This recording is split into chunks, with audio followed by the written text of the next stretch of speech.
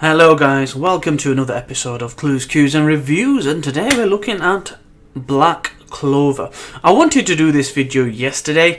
Unfortunately they're quite inconsistent with the release of the scanlation for that. Sometimes they can do it early during the day and sometimes they're busy with other things and we get it later. Unfortunately this time around they released it for 4 AM UK time, which I think is about 10 or 11 US time, and unfortunately I was in the land of Nod and I couldn't do that. Now I will get into the review. Pretty straightforward, pretty simple, but I do want to show you one thing. People always say that I don't have enough manga or anime related things, but hey, guess what I've got? I've got a happy plush toy.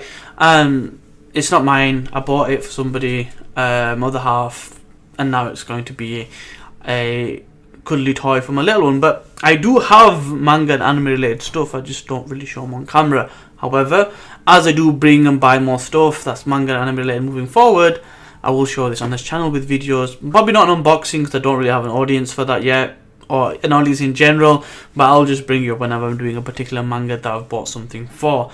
Without further ado, let's get into the review. Also, I know I'm trying my hair up right now. It's just what it is. I am not Tricopter Rogers base. I don't think I have that lovely of hair to do that. But this is just how my hair is anyway for the time being. Anyway, let's get into this chapter. So, the thing is with this chapter, in honesty, it is dialogue heavy. And not as much happens as I'd like to, but that's okay.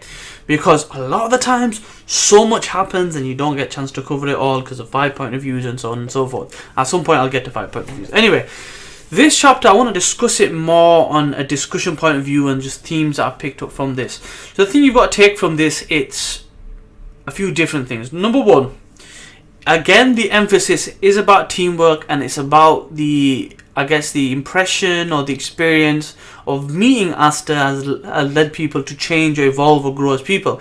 It's more evident here. We see a lot of it with Black Bull, but now we're seeing the effect with other people. And I like that because it reinforces the point that Asta is an influential guy. He is able to manipulate people in a positive way. I think manipulate sounds very negative, but I guess persuade them to change their ways and kind of empower people to be better is probably a better word for it. So I like that theme is there. So teamwork and the influence of Asta, again leading to the idea that potentially he can be a leader in the future if he isn't like a mini leader in Black Bull already. Now, so that's one of the key messages there. The second is to do with Fanzel Kruger. Fanzel Kruger and co. Amazing work in this chapter, and they're putting work in this chapter. They're doing the deeds here. But we are getting bits and bats of information. He was a trainer, he was a soldier, he was a general, and all that is all well and good, but there's key messages from that we need to bear in mind. So there are some subtleties. Number one, him being a general is important because yes, he knows about how they operate and he didn't like it and he left, but it gives us a kind of a measuring stick, a bar to see how people are. And that's what this little encounter to me is about. It's to show you, the audience, me and you, that the new generals or the new kind of recruits that are now the generals or the leaders of this new generation, how strong they are compared to the old gen. So they've made it out like the old gen's a bag of poo-poo. Now we'll see how they relate because he kind of taught them everything they know and then he left. So it's kind of showing that in a way. The character that he's fighting though, I don't really like him so much. I'm not really drawn to him in that way. If anything, I would rather Jack the Ripper come and tell him a new one because they seem like similar designs, similar to characters, long faces, long facial features, slanted eyes a little bit, more on the evil side, more on the sinister side, and I think that would be a cool fight. But I think Jack the Ripper might tell him a new one because of the way they portrayed him being this badass character. So I'm not too fond of him, but I want to kind of specifically mention a few things. Number one, the attack at the end did not destroy him, did not kill him. It's just going to push him back and they're going to carry on. Reasons wise, he has that whatever he's got, the diamond encrusted in his head, and there's going to be some new type of power that's there that he hasn't even used. So it's not even anywhere close to being over. And that's not to say Fanzel Kruger is weak, by no means. We're going to see more of how capable he is. So that's an interesting point. Next thing to also discuss with this though is the teamwork. The teamwork I mentioned as a theme, why it was really good was because so much stuff Kruger, Domina and Mariella did that was like, yes.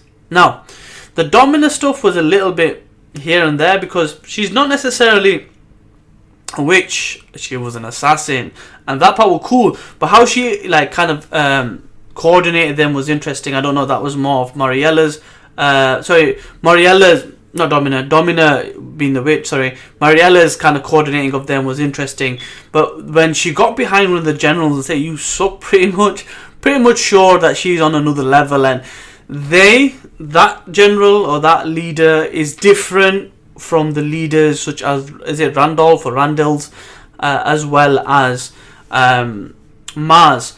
Mars's input in this is very minimal, so I think his point is probably going to come in later on. He's there, but if you look at him, he doesn't really say much. He's always the silent and deadly type anyway, but he's not effectively got involved just yet. So that's going to play a part later. But then we find out something very important. So we know about the Fana deal, we know why she's there. We want to know why the Diamond Kingdom were there. So we know of an alliance, but it's a mutual alliance based on something that's convenient for both people. Fana wanted revenge, and so did the Diamond Kingdom. They wanted something. We find out what there is now. So the king of the Diamond Kingdom is dying of old age by the looks of it, and they're after the witch because the witch has lived for hundreds of years apparently. Now there's two meanings to this. So the first meaning could easily be a case of there's going to be a change of kind of leadership in Diamond Kingdom, and that could affect the kingdom in a positive or a negative way. That's the first thing. The second thing is the fact that witch is that old. The fact that witch is that old leads me to believe we are potentially going to find some hidden clues and answers to what happened before, the betrayal, Asta's abilities, and maybe one of the originals owner or maybe one of the previous owners of that grimoire and those techniques. Now this could go a number of ways. This could be a case of there's like a collection of items, maybe 12, maybe 10, all different souls from different users, or it could be a case that one user had them all and it's just been passed through generations. I'm hoping it's the first because that will allow him to use Asta to learn different styles and become more competent as a fighter, but anything is possible. But that's something that's important. She is the key to a lot of knowledge in the future, providing she survives or she tells us before she dies. That's important. Now, another thing to bear in mind, which I liked, was the golem feature. So the fact that we see the golem used in a different way leads me to believe that this is an opportunity for growth and there's a lot of trickery involved. So what I mean by that is the witch's golem came out, she got destroyed by Fana, right?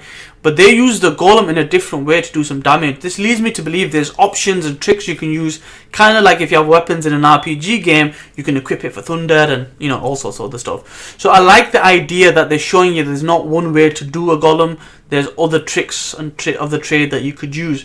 Ultimately a pretty solid chapter. Not a lot happens, but a lot of intricate details that I really thoroughly enjoy, which lead on to big things later on, foreshadow and so on and so forth. So enjoyable chapter, not the most action packed, pretty much a decent setup chapter, and I look forward to the next one. Hope you enjoyed the chapter, hope you enjoyed the review. As always, let me know in the comment section below, all over Reddit.